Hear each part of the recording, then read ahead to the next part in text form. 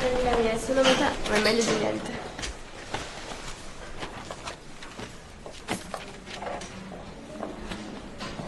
Buongiorno.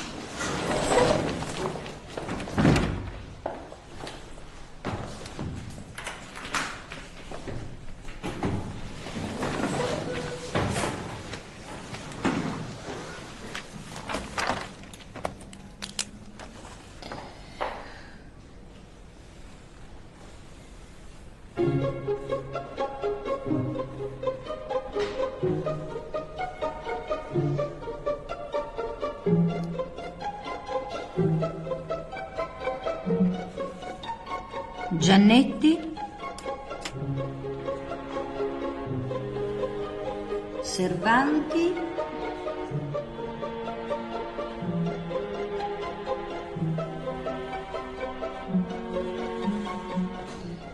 e Lombardi.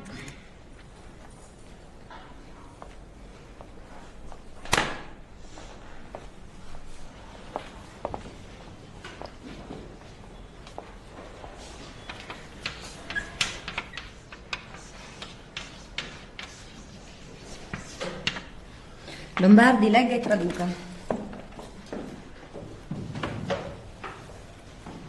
Alumna celerem quo rapis tectis pedem.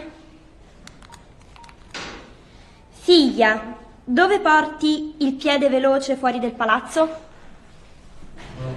Chi è che si diverte a scrivere la traduzione sul cellulare? Babi. Mi pare che Babi sia proprio la nostra Gervasi, vero? Professoressa, è colpa mia. Silenzio. Comunque Gervasi, visto che ha tanta voglia di tradurre, venga qui per favore. Professoressa, non sono preparata. Gervasi, mi porti il cellulare e il diario per favore.